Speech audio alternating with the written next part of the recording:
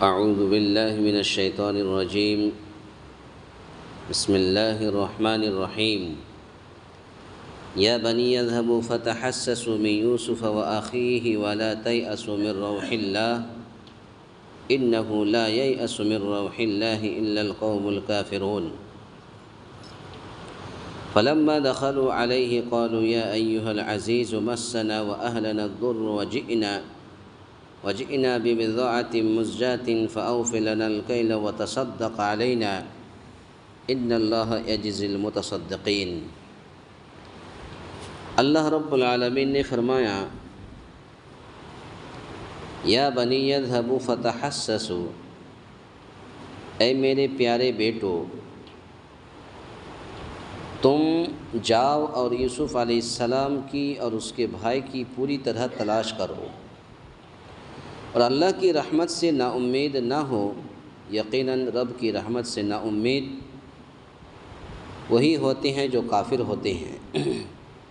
فلما دخلوا علیہ قالوا یا ایھا العزیز، پھر جب یہ لوگ یوسف علیہ السلام کے پاس پہنچے تو کہنے لگے کہ اے عزیز، ہم کو اور ہمارے خاندان کو دکھ پہنچا ہے، ہم حقیر پونجی لائے ہیں، بس آپ ہمیں پورے غلہ کا ناپ دے دیجئے اور ہم پر خیرات کیجئے. اللہ تعالیٰ خیرات کرنے والوں کو بدلہ دیتا ہے. یہ سورہ یوسف کی آیت نمبر 87-88. گزشتہ کل کے درس میں یہ باتیں بتائی گئی تھی کہ اب حضرت یوسف علیہ السلام کو کھو دیا یعقوب علیہ السلام نے. پھر ان کے بیٹوں نے جو ہے بنیامین کو بھی کہا کہ بنیامین کو بھی ہمارے ساتھ بھیج دیجئے. بنیامین کو بھی بھیج دیا. اب حضرت یعقوب علیہ السلام نے کہا کہ اب تو صبر ہی راستہ ہے، اس کے علاوہ کوئی راستہ نہیں ہے. تو اب حضرت یعقوب علیہ السلام نے اپنے بیٹوں کو کیا حکم دے رہا ہے اس کا ذکر ہے آج. اللہ رب العالمین نے فرمایا یا بنی اذهبوا فتحسسوا من یوسف، میرے پیارے بیٹو تم جاؤ اور یوسف علیہ السلام کی اور اس کے بھائی کی پوری طرح تلاش کرو. یہ حسس یحسس تحسیس سے باب تفعیل سے تحسسوا، اس کا مطلب ہے کہ تم تلاش کرو. تو یوسف علیہ السلام کہاں گم ہو گیا اور پھر تم نے دوبارہ بنیامین کو لے گیا، بنیامین کو بھی گم کر دیا، تو کہاں کھو گیا اس کی تلاش کرو. چنانچہ اسی یقین سے سرشار ہو کر انہوں نے اپنے بیٹوں کو یہ حکم دیا.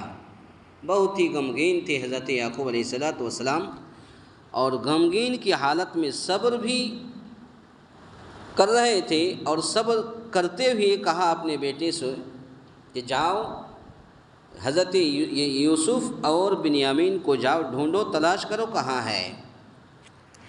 جس طرح دوسرے مقام پر اللہ رب العالمین نے فرمایا وَمَن يَقْنَطُ مِن رَحْمَةِ رَبِّهِ إِلَّا الضَّالُّونَ، سورۃ الحجر آیت نمبر 56، کہ گمراہ لوگ ہی اللہ کی رحمت سے نا امید ہوتے ہیں. اس کا مطلب یہ ہے کہ اہل ایمان کو سخت سے سخت حالات میں بھی صبر و رضا کا اور اللہ کی رحمت واسعہ کی امید کا دامن نہیں چھوڑنا چاہیے. اللہ رب العالمین نے دوسری جگہ فرمایا لا تقنطوا من رحمت اللہ، تم اللہ کی رحمت سے نا امید مت ہو، مایوس مت ہو. تو گویا کہ اگر انسان ہے، مسلمان ہے، مؤمن ہے، تو اللہ رب العالمین ایسے مومن کے ایمان کو سخت سے سخت آزمائش میں ڈالتا ہے، مبتلا کرتا ہے، اور اللہ تعالیٰ دیکھتا ہے کہ کیا کرتا ہے. آج سے آپ پہلے کے نبی اور صحابہ کرام کا دور لے لیجئے کہ ان کو کیسے کیسے اللہ رب العالمین نے نہیں آزمایا، ہر طرح سے آزمایا، لیکن ہر طرح سے نبی علیہ السلام اور صحابہ کرام یہ ہر آزمائش میں پورے اترے اور ہر آزمائش میں کامیاب رہا۔ تو گویا کہ ایک مومن پر سخت سے سخت مصیبتیں آئیں گی، پریشانیاں آئیں گی، تکلیفیں آئیں گی، لیکن ایسی حالت میں اس مصیبت کا، تکلیف کا حل کیا ہے؟ حل یہی ہے کہ انسان صبر کرے۔ اگر صبر کرے گا تو صبر کے ذریعے سے اللہ رب العالمین اس مسئلے کا حل کر دے گا۔ اس کے بعد پھر کیا ہوا؟ فلما دخلوا علیہ قالوا یا ایھا العزیز، پھر جب یہ لوگ یوسف علیہ السلام کے پاس پہنچے تو کہنے لگے کہ اے عزیز، ہم کو اور ہمارے خاندان کو دکھ پہنچا ہے۔ تو گویا کہ یہ حضرت یعقوب علیہ السلام کے بیٹے یہ تیسری مرتبہ مصر گئے، یہ تیسری مرتبہ مصر گئے، اور جا کر کے یعنی غلہ لینے کے لیے۔ پہلے مرتبہ گئے تھے غلہ لینے، پھر کچھ غلہ لے کر کے آئے، پھر اس کے بعد یوسف کو ڈھونڈنے کے لیے گئے، پھر اس کے بعد بنیامین کو ڈھونڈتے ہوئے پھر غلہ لینے کے لیے پھر پہنچے۔ تو یعنی غلہ لینے کے لیے ہم جو ثمن اور قیمت لے کر کے آئے ہیں وہ نہایت قلیل اور حقیر ہے۔ جس طریقے سے ہم اور آپ راشن لینے جاتے ہیں تو جب راشن لینے جاتے ہیں تو کم پیسے میں راشن ملتا ہے، اب وہی غلہ ہم جب دکان میں لیں گے تو پورا پیسہ لے گا۔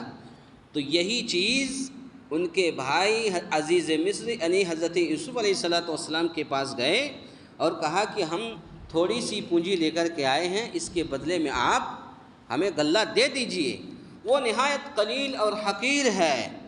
یعنی ہماری حقیر پونجی کو نہ دیکھیں، ہمیں اس کے بدلے میں پورا ناپ کر کے دے دیجئے۔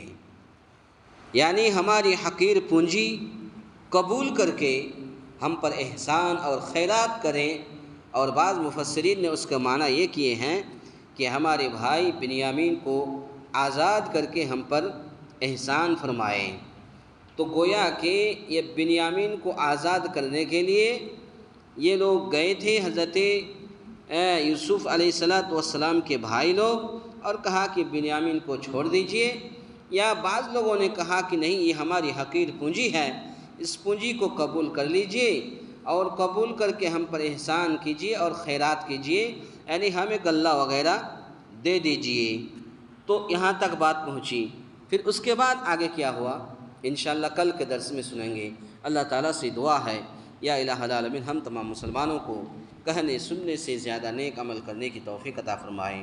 آمین۔ اقول قولی ھذا استغفر اللہ لی ولکم ولسائر المسلمین واستغفروہ انہ ھو الغفور الرحیم۔